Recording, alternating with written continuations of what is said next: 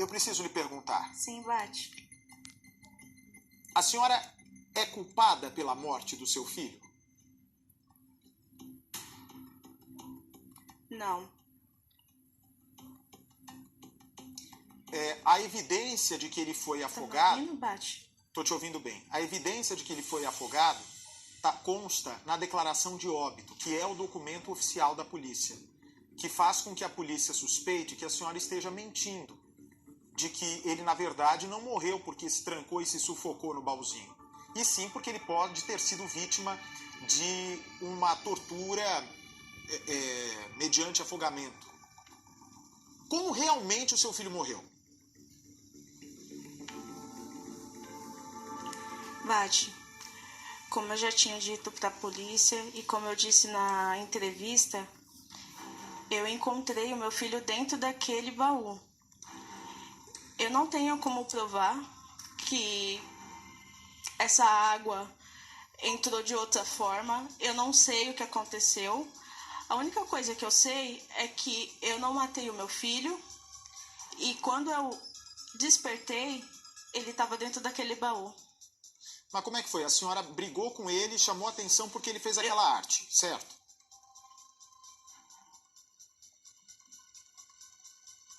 Certo. Isso foi que horas?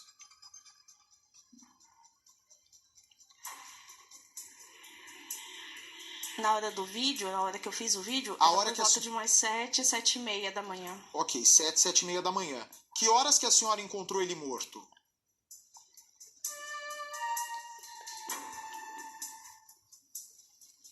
Eu não tenho certeza da hora, mas a vizinha que foi me acordar porque ela ia fazer a unha, ela disse que chegou 2 horas da tarde na minha casa. Então, mais ou menos 7, 8, 9, 10, 11, 12, 13, 14, 7 horas depois ele estava morto no baúzinho. Sim. Nesse meio tempo, de 7 da manhã às 2 da tarde, além da senhora, quem teve contato com o seu filho? Ninguém, só o Daniel. Só o outro pequenininho, de 2 anos também. Que é o irmão dele. Isso. A senhora acha de verdade que o seu filho morreu por causa disso, né? Que a senhora está me dizendo, Bate, eu encontrei meu filho morto no baúzinho de madeira.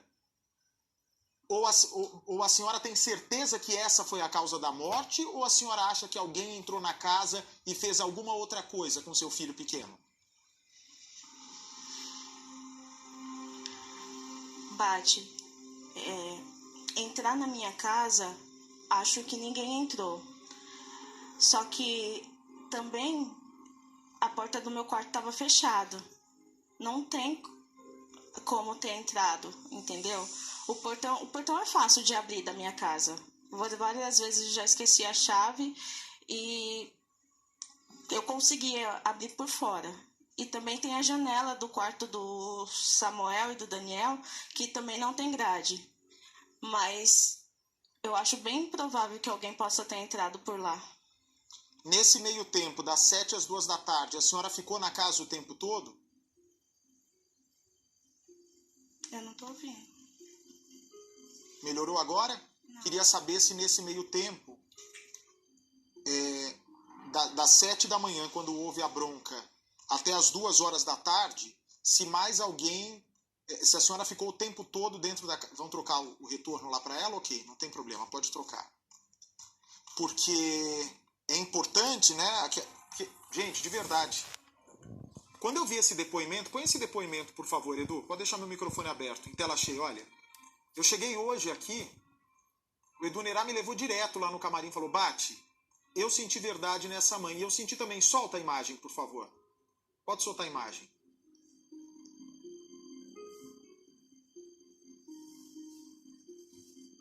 Pode soltar essa imagem quando ela fala comigo.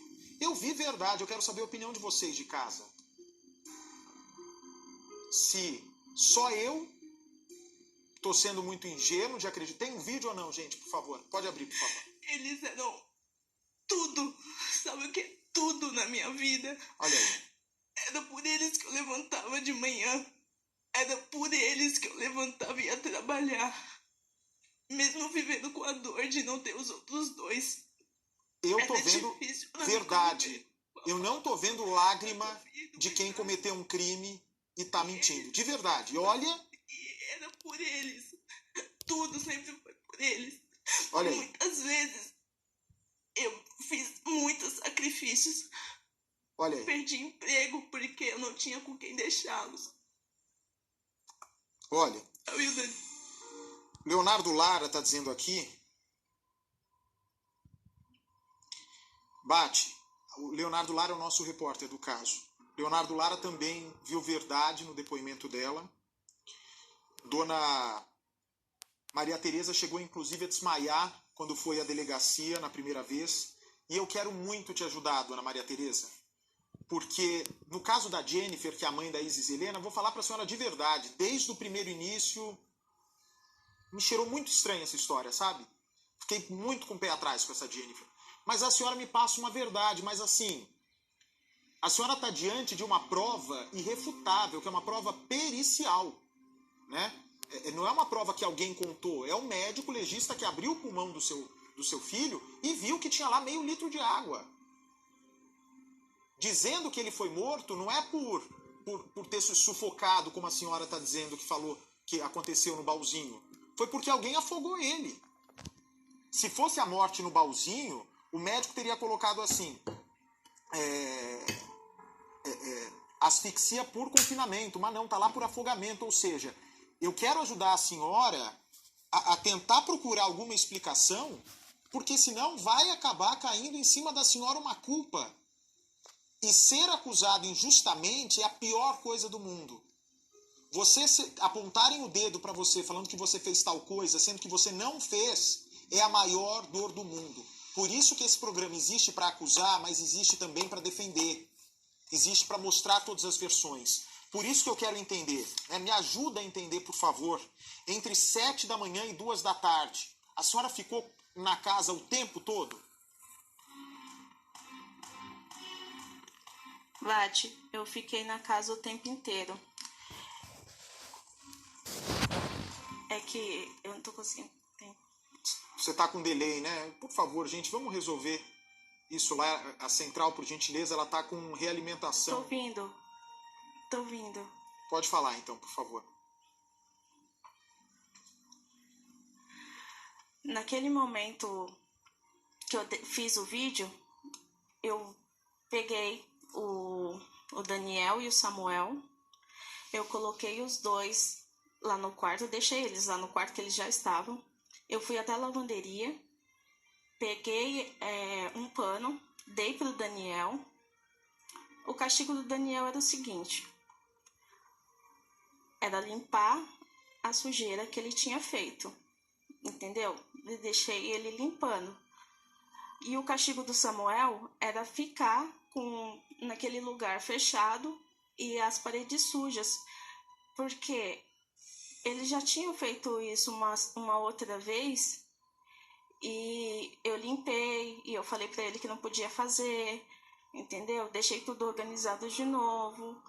E eu tenho consciência que o meu filho, ele tem 2 anos, que ele não ia entender isso, mas eu conversei também com as professoras deles. Nesse mesmo dia, eu pedi orientação. O meu intuito de fazer esse vídeo, Bate, foi exatamente para mostrar. Mas eu tava nervosa, entendeu? Eu não ia falar que meu filho me afronta porque ele era só uma criança de 2 anos. Mas quando você tá nervosa, você não sabe o que você tá falando, você fala, entende? E o Samuel, por mais que ele fosse um bebezinho, ele era muito inteligente. Ele muito graça. inteligente de verdade. E eu falei com ele.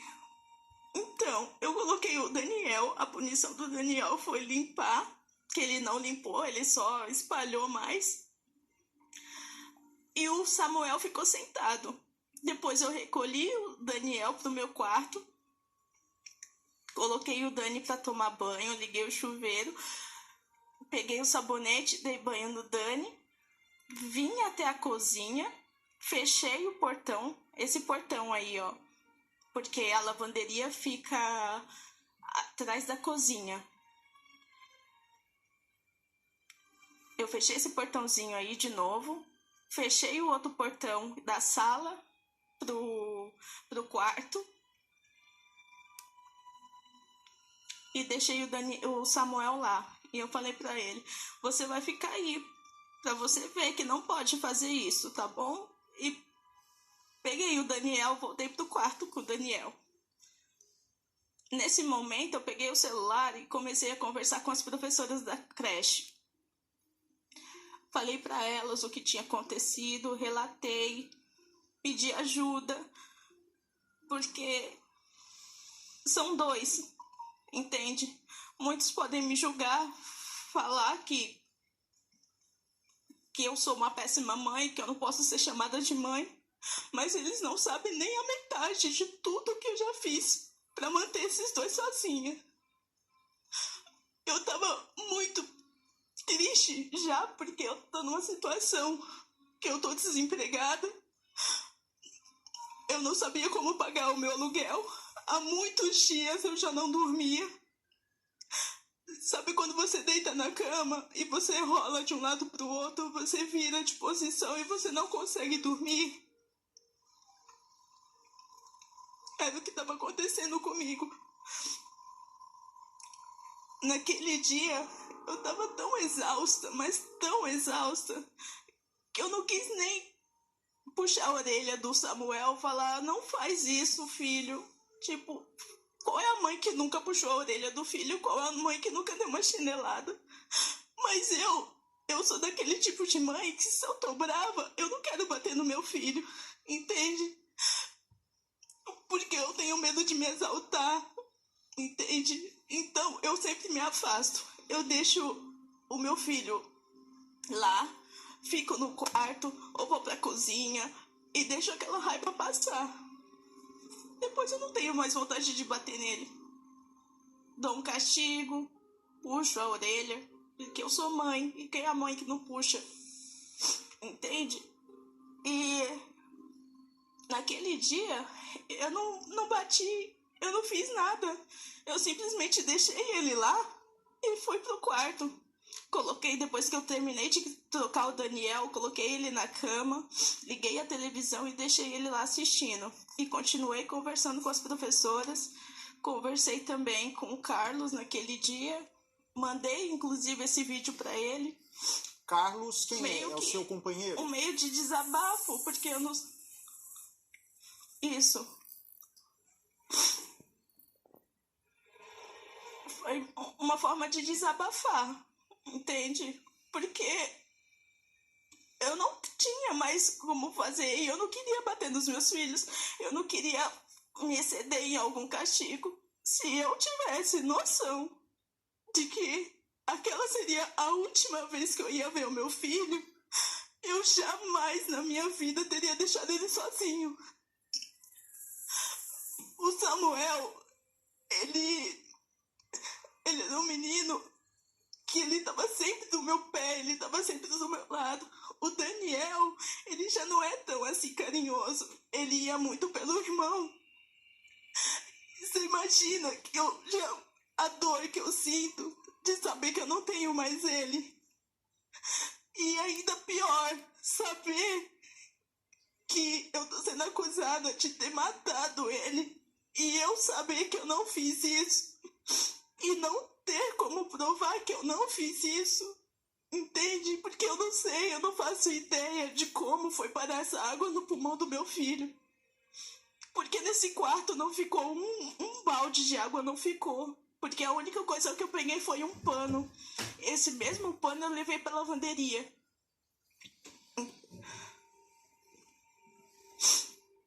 Olha. Depois que eu conversei com a professora voltando ao caso, aos fatos,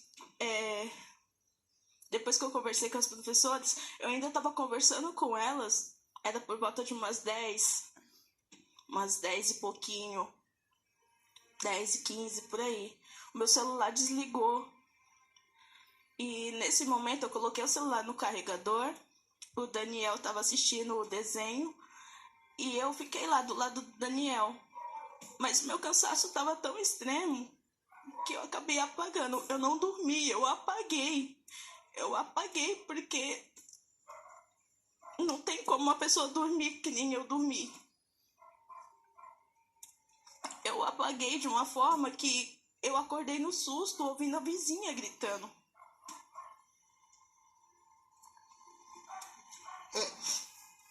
Por que a vizinha gritava?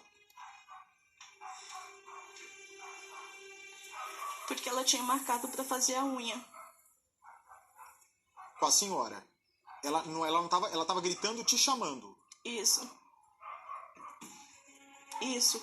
E por que a senhora está dizendo que dormiu a ponto de apagar, assim? Me parece ter sido um sono, né, um cochilo de tarde, ali de manhã tarde, diferente dos habituais. A senhora tomou algum remédio nesse dia para dormir? Naquela hora? Algum calmante? Porque estava muito irritada?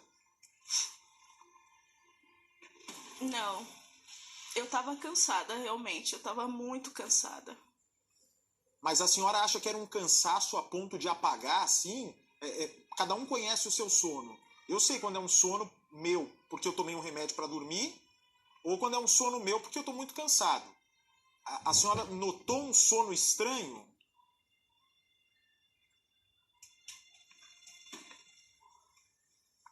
Sim, eu estava... Tanto que eu não tive noção do tempo que eu dormi. É característico, eu dormi, né?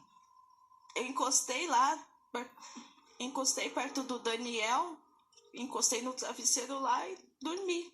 Tanto que o Dani dormiu assim, ó, no meu antebraço. Quando eu acordei assustada e acabei acordando ele também na hora que eu levantei. Já te passou na cabeça a possibilidade de alguém ter te envenenado, ter colocado remédio para a senhora dormir? Não tem por que ninguém fazer isso. Não tem por que uma mãe matar um filho, né? E eu estou confiando na inocência da senhora. Hoje em dia eu já vi de tudo. Nesse programa, então, é uma coisa mais surpreendente que a outra. Se alguém quisesse lhe fazer algum mal, ou mal para o Samuel... Porque, vou lhe ser sincero, dona Maria Tereza, se existe crime... todos dizem que não existe crime perfeito. Mas se a senhora for inocente na morte do seu filho, é o primeiro crime perfeito, porque o verdadeiro culpado, pelo jeito, não vai ser achado. Porque a senhora, eu estou vendo verdade no seu olho. É diferente quando eu entrevisto alguém, sabe? A senhora faz um relato contínuo, geralmente quem tem culpa faz um relato com o pé atrás, sabe? Titubeia, força choro. Mas a senhora me parece de verdade, não sei qual a opinião de você de casa, mas a minha opinião é que parece ser verdade o que a senhora está me contando, e eu quero de coração acreditar. Porque a cada filho que aparece morto é uma dor terrível, e a cada mãe que é culpada por isso é uma dor ainda mais imensurável. Mas eu estou tentando entender, tinha um corpo dentro do baúzinho de uma pessoa que foi afogada. Se só tinha a senhora o tempo todo na casa e a senhora é inocente, alguém afogou a criança. Porque ela mesma se afogar não tem como, ela estava dentro do baúzinho. Concorda? Sim, Bati. Sim, eu concordo. E eu não sei como provar minha inocência quanto a isso.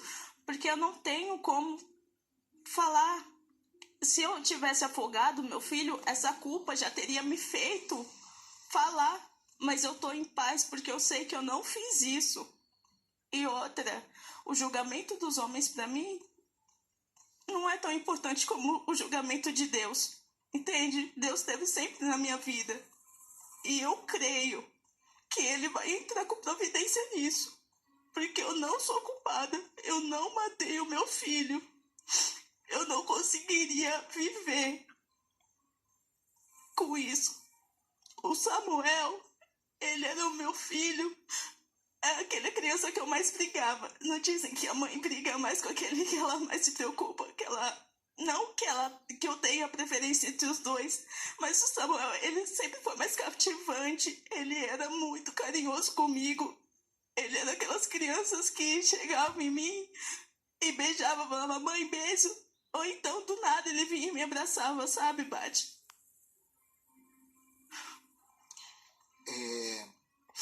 Bom, eu vou falar daqui a pouco o que seu ex-marido disse e uma parente também. Mas antes de entrar nisso, que eu acho muito delicado, inclusive Joel, que é o ex-companheiro, o programa está aberto de novo para você falar, tá? E para quantas vezes você quiser e quantas vezes a dona Maria Tereza quiser.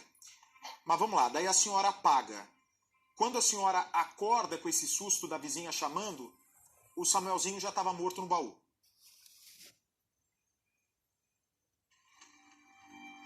Segundo a perícia, sim. Mas quando a senhora abre o baú, qual que é a sua reação? A senhora viu o menino ali desacordado. Qual foi a sua primeira atitude? Eu levantei da minha cama, abri a porta e aí eu já fui direto ver assim, porque ele poderia estar fazendo bagunça, fazendo mais arte ainda. E aí eu abri diretamente, já fui para esse quarto, porque a porta do meu quarto é quase frente a frente assim com a porta do quarto deles. E eu não vi o Samuel na cama dele, aonde eu tinha deixado ele sentado. Ele não estava lá. Tirei o portão que estava trancando a passagem do quarto dele para a sala. Entrei no quarto.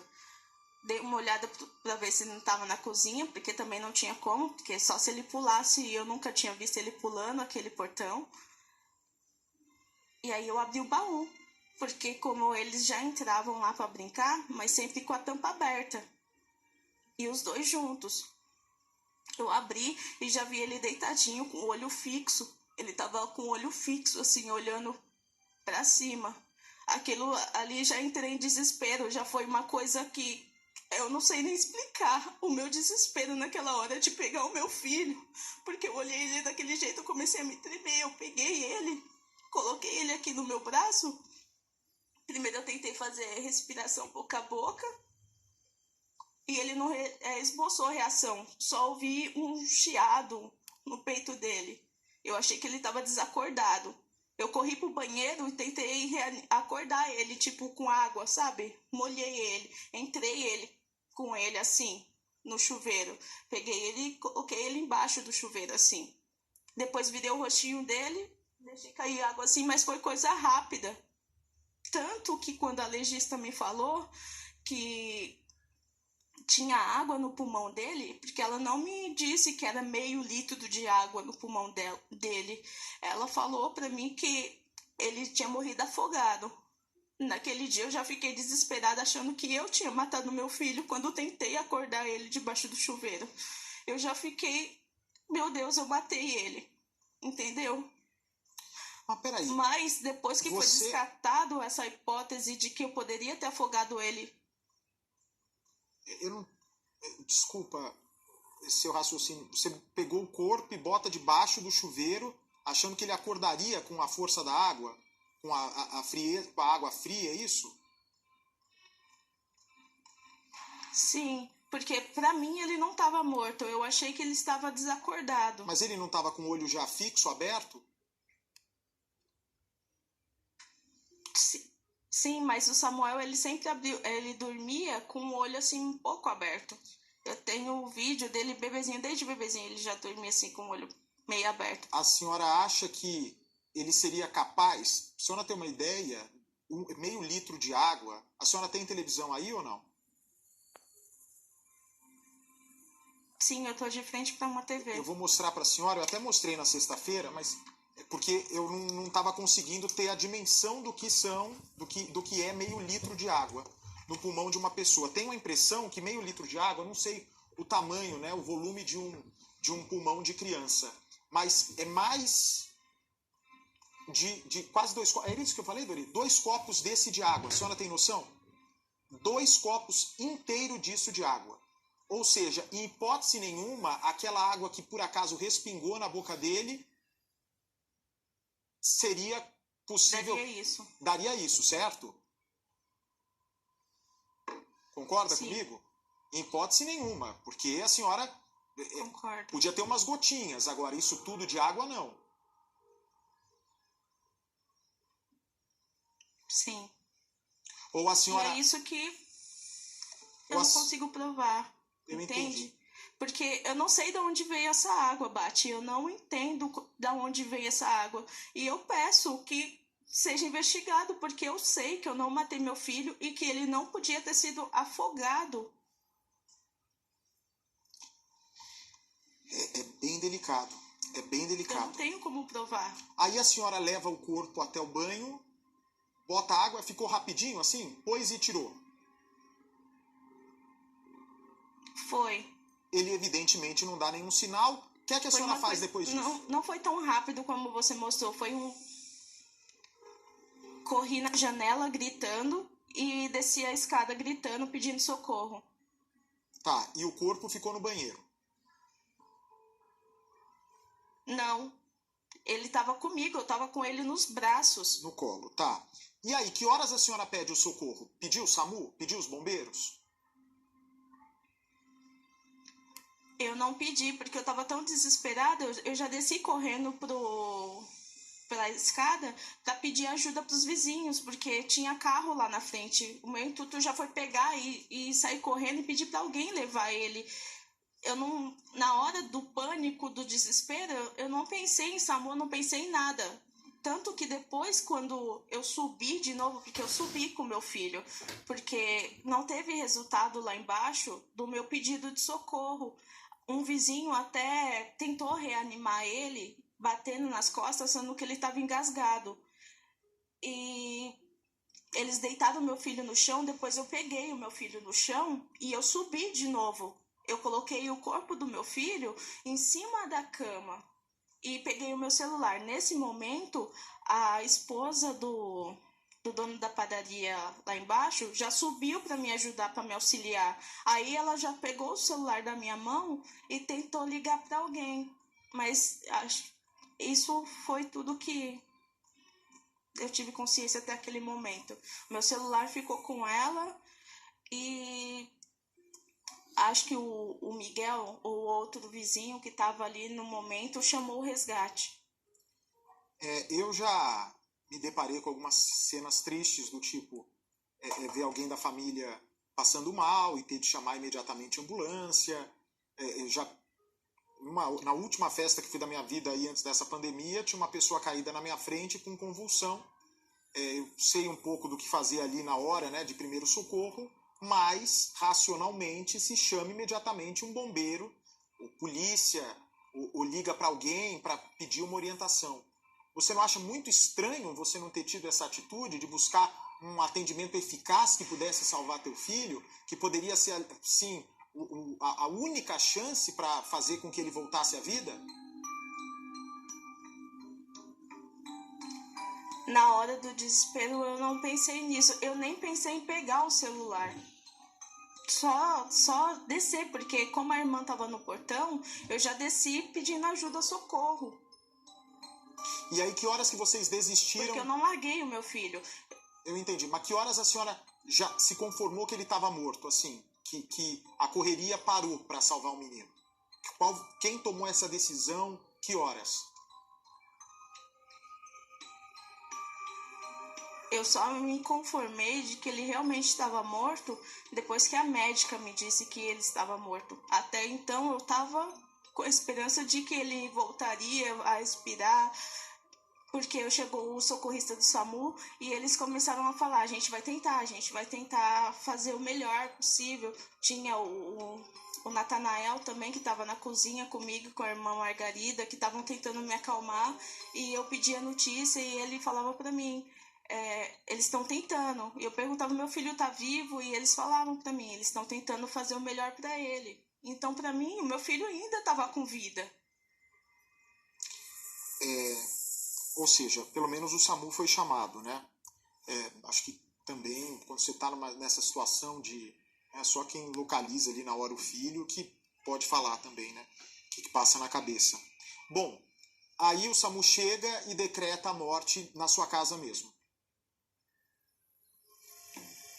Eles tentaram socorrer ainda Eu lembro que quando eles me tiraram do quarto, porque eles me tiraram do quarto, falaram para mim sair dali para eles tentar fazer alguma coisa. Eles colocaram não sei, um equipamento e tava com um respirador. O desfibrilador, e entubaram ele para ver se... Mas o pulmão dele já estava comprometido. O médico ou a médica na hora disse que ele morreu do quê?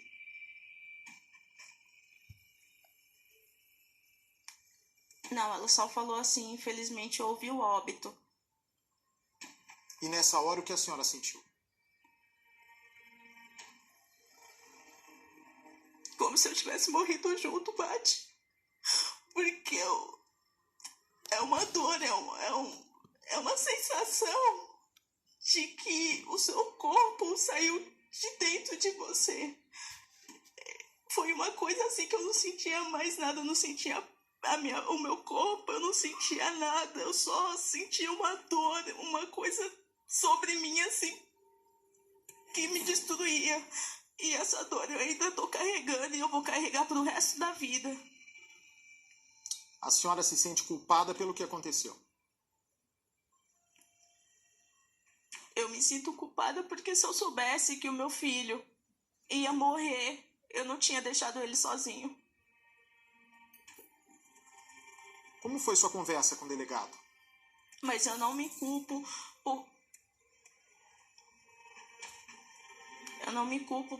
por esse afogamento que tá mostrando no laudo, porque isso eu tô em paz com meu coração, porque isso eu não fiz. Como foi a conversa da senhora com o delegado? A conversa com o delegado? Exato.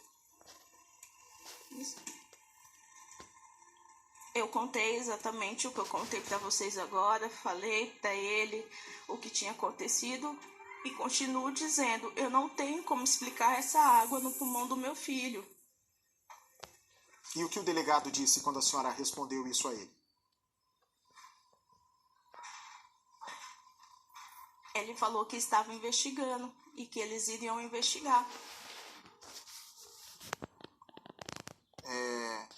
Em algum momento nesse depoimento a senhora se sentiu sem saída, como se já estivesse sendo considerada culpada, sem conseguir provar a tua verdade, tua versão? Não, eu não me senti assim, porque o Dr. Wagner, ele foi super profissional comigo, ele tentou me manter calma, porque eu não consigo falar do meu filho sem ficar nervosa, sem chorar, porque é muito difícil ficar falando disso, porque além de conviver com essa dor que eu tô sentindo de ter perdido ele, ficar tentando falar, tentando provar que eu não matei, tá me destruindo, tá me deixando triste, tá me deixando aflita, desesperada, porque é ruim eu ter que viver com o meu filho, Daniel, e saber que o Muca não tá ali junto, entende? Eu tenho que me manter firme, me manter forte, então eu tô me sufocando cada vez mais pra não ficar do lado do Daniel feito um vegetal sobre o uso de remédio. Eu não quero ficar assim, porque eu prometi pro Samuel que eu seria como se fosse ele, que eu ficaria do lado do Dani e que eu viveria pro Daniel a partir de hoje. Que eu estaria do lado dele, que eu ia brincar com ele. Eu sei que eu tenho que trabalhar, eu sei que eu tenho que seguir a minha vida. Mas cada segundo que eu tiver vai ser dedicado ao meu filho. Porque agora ele já não tem o Samuel. Se ele me